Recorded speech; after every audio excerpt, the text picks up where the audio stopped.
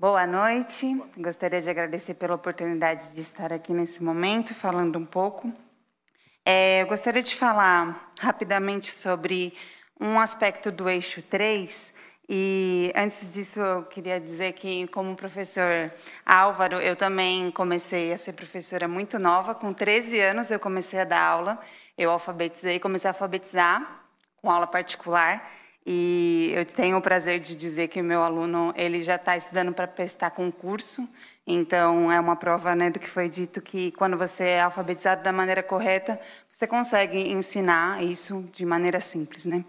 E então, no eixo 3, tem um termo chamado justiça social, e rapidamente eu quero dizer que tem um artigo que explica sobre essa trajetória conceitual, que fala assim: um dos elementos chaves no debate ideológico sobre justiça social talvez seja a tensão entre liberdade e igualdade em prol do bem comum. E uma frase que a doutora Inês fala muito, que é a minha mentora, eu tenho o prazer de, pela graça de Deus, ter ela como minha mentora, é: onde há liberdade, as diferenças surgirão. Onde a igualdade for imposta, a liberdade desaparece.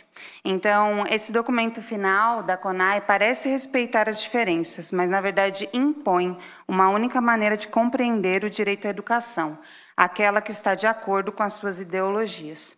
Então, reforçando o que o doutor Vinícius disse, quando há liberdade, aí sim a educação é verdadeira.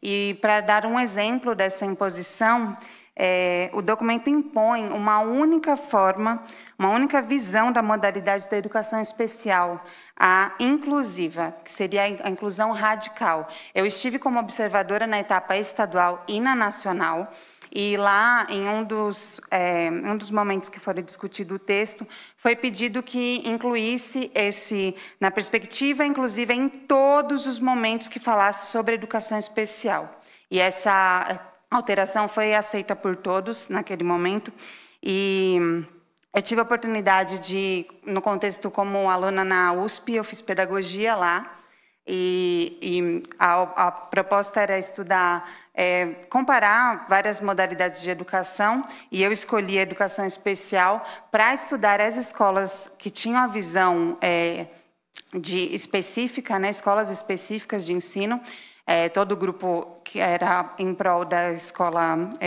da inclusão radical, e eu descobri que no Paraná, onde há essa liberdade da família realmente escolher, haviam 60 mil alunos inscritos em classes comuns, não nas classes especiais, em classes comuns, enquanto no estado...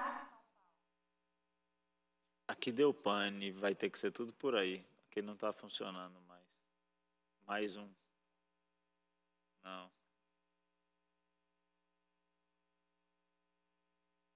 Em último caso, em último mesmo, você fala aqui do meu microfone, a sua conclusão. Nada? Foi?